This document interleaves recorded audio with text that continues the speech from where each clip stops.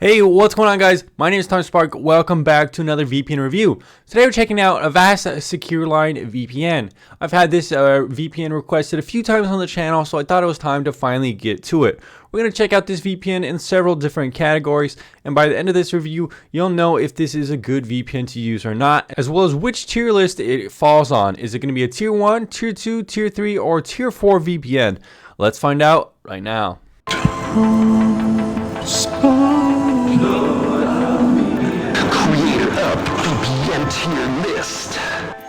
So Avast SecureLine's pricing is definitely weird. They have $60 a year, $60 for Mac, $20 a year for Android, and $20 for iPhone. Get Avast SecureLine for up to 5 devices or just the one. So looks like this might just be for one device, which is kind of weird. One PC. So you are limited in the devices you are getting. Most VPNs for $60 a year are going to give you around 5. So it is a bit of a ripoff there. And now if you want more, $80 is going to get you 5. Some VPNs like ExpressVPN, NordVPN are kind of in the same price range, so depending on that. But again, I don't really like that it's limiting it to one PC for this plan. Not only that, but it's also kind of annoying that there isn't any other options like quarterly or 6-month kind of plans here, which would be good to offer people more pricing plans for their kind of commitment plan. So let's say 3 months could be $20, half a year can be 30. Something like that would give people a little bit more flexibility, especially like 1 month. 1 month is pretty standard in the VPN industry, so only having a yearly plan is definitely kind of a bit of a letdown. However, that said, I really do like that they have a free 7-day trial included. That doesn't even require you to make an account to test out the VPN, so well job done on that. Alright guys, so this is Avast's interface, this application. So one cool thing about it is it does kind of give you a little tutorial. Okay, I'm going to have to blur that out. Thanks a lot, Avast. So it really likes to kind of fearmonger you into using it, showing your IP everywhere. It kind of feels like a VPN built for noobs. There's a lot of tactics like, oh, you got to make sure you're secure. You got to make sure you're encrypted. It's a little bit heavy-handed in my opinion, not my favorite kind of style here. We can look at the settings here, and as expected, I didn't really expect to see too much. Really, the only thing that it has here is automatic connection feature, as well as some private network exclusion and a kill switch. So if you've seen my video on the 5 best VPN applications, you could go ahead and compare this to those applications and you'll see a lot of differences. This is ultimately a very basic application compared to the best apps out there. You're not going to see any protocol configuration. You're not going to see any server integration with like streaming IPs. You're not going to see other things like ad blocking. So ultimately this is a basic application. It looks okay, but it's not even quite clear here on so it's just like a little button to download the mobile. It's not even really quite clear where you pick the servers. It just seems like it's going to you just click that. Okay, start the 7-day trial, and now we're starting the trial. Okay,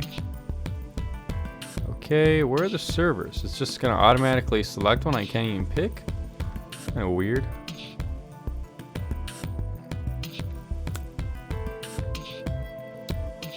Okay, well, we are assigned a server.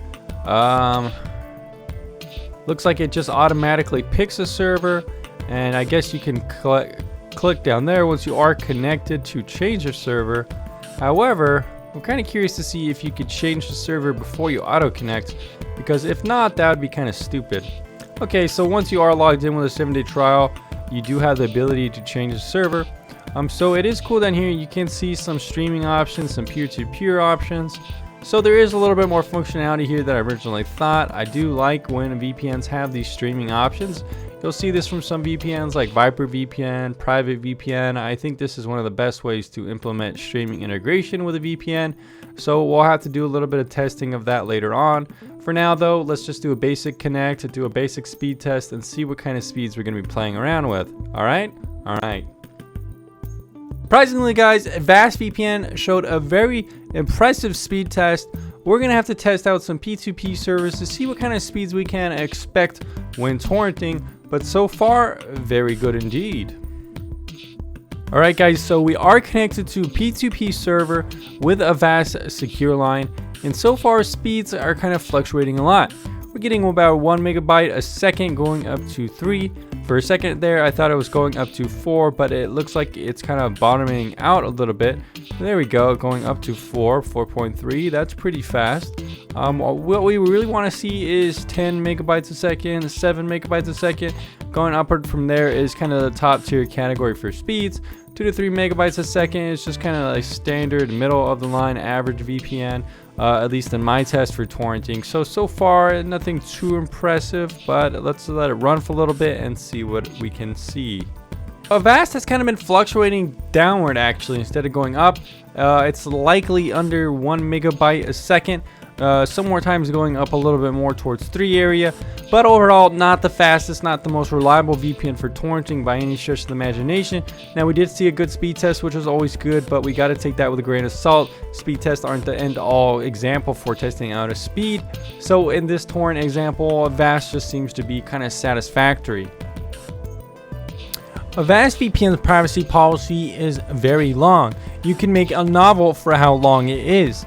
Honestly guys, the logging policy here doesn't look to be too good. For what I could decipher from this 12-page novel, it looks like we retain data for limited periods when it needs to be kept for legitimate business or legal purposes. We collect data when you purchase it as our user services. What we collect, why we collect it, and how you manage your information is described in the privacy policy, which is what I'm reading. So what about some of the other things about Avast? Well, it seems to be a decent enough company based and headquartered in the Czech Republic. There are no mandatory data retention laws here, and everything about this company seems to be pretty solid. They're well known for their antivirus software, which I'm not a huge fan of, mostly because I think there are a little bit better options out there, but the company itself in terms of reputation isn't really that bad. So Avast does not have live chat on their website, which is definitely a bummer. It looks like they do have phone support. Some other VPNs like Torguard VPN also have phone support, but Avast does not have live chat, which is a bit of a letdown. Overall though, their support's supposed to be pretty good. It just kind of sucks they don't have live chat to compete with some other VPNs that do. So Avast does seem to be working with Netflix with their streaming servers, which is very impressive. I didn't really expect a VPN like this to have streaming compatibility, but it looks like they've kind of hopped on the train to compete with some of the other VPNs out there that do offer streaming compatibility. But let's go ahead and see if it could work with some other examples like Prime Video, Hulu, and finally BBC iPlayer, which I'm not sure it's going to. So looks like Avast does not work with Hulu.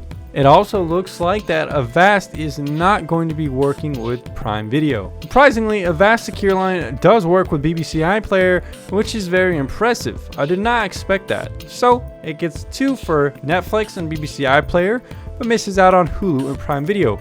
Kind of interesting. I don't think there's too many on the list that support Netflix and BBC iPlayer, but don't support the other 2. Alright guys, so the final review for Avast Secure Line VPN is going to be a 2.91 out of 5, making it a tier 3 VPN not really recommended for use. Now, it's not the most standard VPN in a lot of ways, which kind of gives it this weird rating. First of all, the pricing really did get hit because it didn't have 1 month, 3 month, or 6 month plans. Having only a yearly option is not very ideal, even if that yearly plan is actually not a bad cost for $60. The application here, it works and it seems to be decent for the most part. However, it's missing a lot of the configurations and settings you'll find with even more basic VPN applications that I've reviewed on the channel.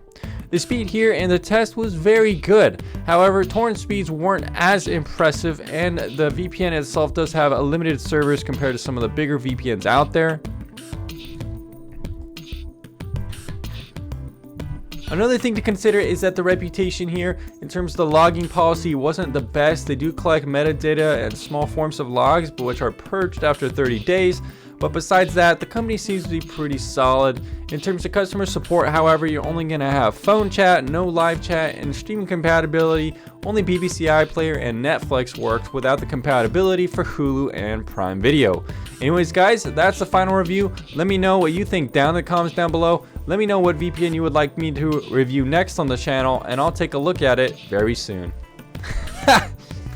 Remember to join the Discord, guys, and chat with me, Thomas Spark, there on the channel. It's a pretty active community. Lots of friendly people on there, lots of friendly advice, and overall, we even have some CEOs. We have Yegor in there from WinSky. We have some people from Viper VPN. It's turning into quite a good community, so make sure to join, talk to me, and it will be a blast. Thanks for checking out the channel, guys, and I'll see you again on the next video.